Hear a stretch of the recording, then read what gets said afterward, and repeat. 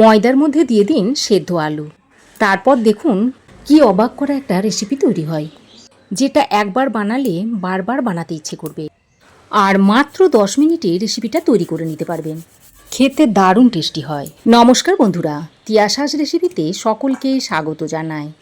আজ আমি ময়দার মধ্যে সেদ্ধ আলু দিয়ে একটা দুর্দান্ত স্বাদের টিফিনের রেসিপি তৈরি করে দেখাবো।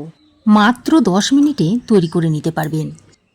এটা আপনারা রাতের ডিনারে বা সকালের জলখাবারে ব্যবহার করতে পারবেন। তাছাড়াও বাচ্চাদের স্কুলের টিফিনে কিংবা অফিসে লাঞ্চ বক্সেও এটা প্যাক করে দিতে পারবেন। অনেকক্ষণ পর্যন্ত পেট ভরে থাকবে। খেতে অত্যন্ত টেস্টি হয়। তাছাড়াও রোজ রোজ রুটি খেতে ভালো না লাগলে এইভাবে সেদ্ধ আলু আর ময়দা দিয়ে পরোটাটা তৈরি করে খেতে পারবেন। খেতে অত্যন্ত সুস্বাদু হয়। রেসিপিটা শেষ পর্যন্ত দেখতে থাকুন, আশা করছি আপনাদেরও ভালো লাগবে। তাহলে চলুন এই অবাক করা রেসিপিটা দেখে নিন। তো প্রথমেই আমি এখানে একটা বড় বাটির মধ্যে নিয়ে নিচ্ছি 2 কাপ ময়দা। এই রেসিপিটা আপনারা আটা দিয়েও করতে পারেন, তবে ময়দা দিয়ে করলে খুবই টেস্টি হয়। এবার এরই মধ্যে দিয়ে দিচ্ছি 3টে সেদ্ধ আলু। আলু 3টেকে আমি সেদ্ধ করে নিয়েছি, সেই আলু সেদ্ধগুলো এখানে দিয়ে দিচ্ছি। তবে পরিমাণটা আপনারা একটু বুঝেই নেবেন। যদি 2 কাপ ময়দা নেন তাহলে 3টে মাঝারি সাইজের সেদ্ধ আলু দিয়ে নেবেন। আর যদি ময়দার পরিমাণ বাড়িয়ে নেন তাহলে আলুটাকেও বাড়িয়ে নেবেন। তো সবার আগে আমি এইভাবে আলুটাকে একটু গ্রেটারের সাহায্যে গ্রেট করে নেব, যাতে করে আলুর মধ্যে কোনো রকমের লাঞ্চ না থাকে। তবে চাইলে আপনারা একটা ম্যাশারের সাহায্যে আলুটাকে ম্যাশও করে দিতে পারেন, কিংবা হাতের সাহায্যে ভালো করে মেখেও দিয়ে দিতে পারেন। সব আলুগুলোকে গ্রেট করে নেওয়া হয়ে গেলে এবার আমি এর মধ্যে দিয়ে দিচ্ছি পরিমাণ মতো নুন, আর দিয়ে দিচ্ছি 2 চামচ মতো সাদা তেল। এবার আমি একটা ফ্রাই প্যান ভালো করে গরম করে নিয়েছি। তারপর আমি এর মধ্যে দিয়ে দিচ্ছি 3 চামচ মতো সর্ষের তেল। আর এটা আপনারা সর্ষের তেল দিয়েই করবেন, তাহলে খেতে ভালো হবে। তেলটা ভালোভাবে গরম হয়ে এলে এর মধ্যে একটা শুকনো লঙ্কা দিয়ে দিচ্ছি। শুকনো লঙ্কাটাকে অবশ্যই ফাটিয়ে দেবেন। আর দিয়ে দিচ্ছি 1 চামচ মতো গোটা জিরে। গোটা জিরে আর শুকনো লঙ্কাটা ভালোভাবে ফুটে উঠলে এর মধ্যে দিয়ে দিচ্ছি রসুন। রসুনটাকে আমি কুচিয়ে দিয়ে দিয়েছি, যাতে করে রসুনটা খুব তাড়াতাড়ি নরম হয়ে যায়। এবার আমি এখানে পেঁয়াজ কুচি দিয়ে দিচ্ছি। একটা মিডিয়াম সাইজের পেঁয়াজ একটু সরু সরু করে কুচিয়ে এর মধ্যে দিয়ে দিয়েছি। এবার পেঁয়াজ কুচিটা দিয়ে সব কিছুকে একসঙ্গে ভালো করে নেড়ে চেড়ে মিশিয়ে নিচ্ছি। তারপর এগুলোকে একটু ভালো করে ভেজে নিতে হবে, তবে খুব বেশি কড়া করে ভাজার দরকার নেই। পেঁয়াজটা একটু হালকা নরম হয়ে এলেই নামিয়ে নেব। এবার আমি এই ভাজা পেঁয়াজ রসুনটাকে নামিয়ে আলু ময়দার মধ্যে দিয়ে দিচ্ছি। তারপর এর মধ্যে দিয়ে দিচ্ছি 2টো কাঁচা পাকা লঙ্কা কুচিয়ে, আর সঙ্গে কিছুটা কারি পাতা কুচনো দিয়ে দিচ্ছি। আমি এখানে কারি পাতা দিচ্ছি, আপনাদের কাছে ধনে পাতা থাকলে সেটাও দিয়ে দিতে পারেন। তবে ধনে পাতার থেকে কারি পাতাটা দেবেন, দেখবেন খেতে আরও টেস্টি হবে। এবার আমি এই ভাজা লঙ্কাটাকে প্রথমে হাতের সাহায্যে ভেঙে নিচ্ছি। তো ভাজা লঙ্কাটাকে ভালো করে ভেঙে নেওয়ার পর এবার আমি সব কিছুকে একসঙ্গে ভালো করে মিশিয়ে নিচ্ছি। প্রথমে আমি এই আলুটা দিয়ে ময়দাটাকে ভালো করে মেখে নেব। তারপর যতটুকু জল লাগবে সেই পরিমাণ মতো জল দিয়ে আবারও ময়দাটাকে ভালো করে মেখে নিতে হবে। তো দেখুন, সেদ্ধ আলু আর ভাজা মশলাটা দিয়ে ময়দাটাকে ঠিক এইরকম একটু প্রথমে ঝুরঝুরে করে মেখে নিয়েছি। এবার আমি অল্প পরিমাণে একটু মিষ্টি দিয়ে দিচ্ছি।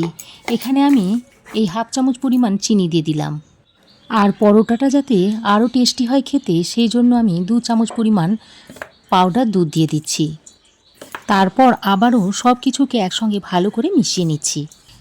চিনি আর পাউডার দুধটা দিয়ে ভালো করে মিশিয়ে নিয়ে এবার আমি এখানে পরিমাণ মতো জল দিয়ে দিচ্ছি। এইভাবে অল্প অল্প জল দিয়ে ময়দা আর আলুটাকে ভালো করে মেখে নিতে হবে। তবে জলটা একবারে বেশি করে দিলে হবে না, অল্প অল্প করে জল দিয়ে ময়দার সঙ্গে ভালো করে মিশিয়ে নিতে হবে। তারপর একটা সফট ডোয়ের মতো তৈরি করে নিতে হবে। আমরা সাধারণভাবে যে পরোটার ডো তৈরি করি ঠিক সেই রকমই ডোটা তৈরি করে নিতে হবে। খুব বেশি শক্ত করলেও হবে না, আবার খুব বেশি নরম করলেও হবে না।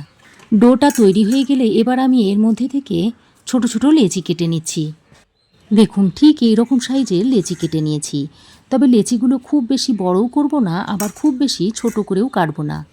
সাধারণত রুটি পরোটার আমরা যেরকম লেচি কাটি সেই রকম করেই লেচিগুলো কেটে নিতে হবে। তারপর এক একটা লেচি নিয়ে এইভাবে একটু হাতের সাহায্যে গোল বলের শেপ দিয়ে নিতে হবে, যাতে করে বেলতে সুবিধা হয়। তো দেখুন, সব কটা লেচি কেটে আমি গোল বলের শেপ দিয়ে নিয়েছি। এবার এই লেচিগুলো থেকে পরোটা তৈরি করে নিতে হবে। তার জন্য একটা বাটিতে শুকনো ময়দা নিয়ে নিয়েছি। এবার এই লেচির মধ্যে থেকে এক একটা লেচি নিয়ে এইভাবে শুকনো ময়দা ছড়িয়ে রুটির মতো করে বেলে নিতে হবে। তবে এই রুটিগুলো খুব বেশি পাতলা করে বেললে হবে না, একটু পরোটার মতো করে মোটা করে করে বেলে নিতে হবে। দেখুন ঠিক এই রকম একটু মোটা করে রুটিগুলোকে বেলে নিচ্ছি। তারপর বেলে নিয়ে এটাকে একটা প্লেটের মধ্যে রেখে দিচ্ছি। আপনাদের বোঝার সুবিধার্থে আমি আরও একটা পরোটা বেলে আপনাদের দেখিয়ে দিচ্ছি। দেখুন ওই একইভাবে আরও একটা লেচি নিয়ে নিয়েছি। তারপর এর উপরে শুকনো ময়দা ছড়িয়ে আবারও এটাকে রুটির মতো করেই মোটা করে বেলে নিয়েছি।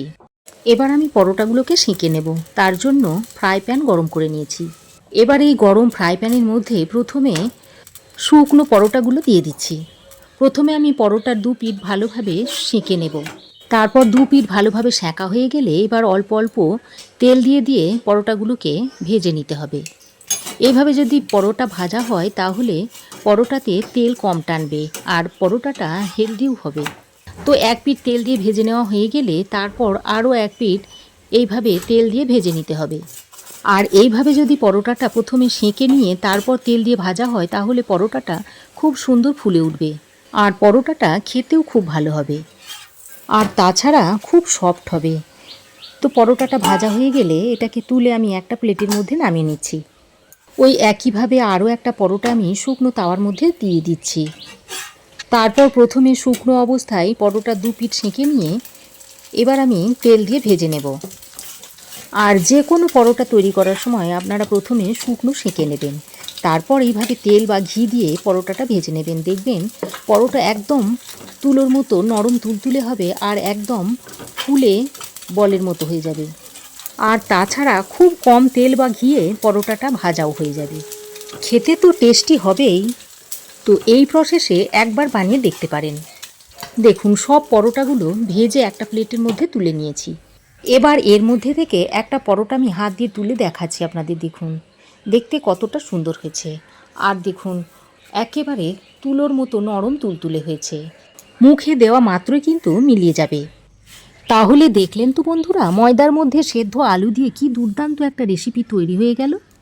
না দেখলে বিশ্বাসই হবে না। তাহলে বন্ধুরা আমার এই আজকের সেদ্ধ আলু দিয়ে ময়দার দুর্দান্ত স্বাদের রেসিপি আপনাদের কেমন লাগলো অবশ্যই একটা কমেন্ট করে জানাবেন। ভালো লাগলে একটা লাইক ও শেয়ার করবেন।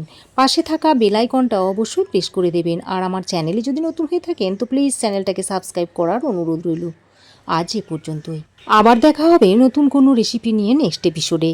সে পর্যন্ত ভালো থাকবেন, সুস্থ থাকবেন। ধন্যবাদ।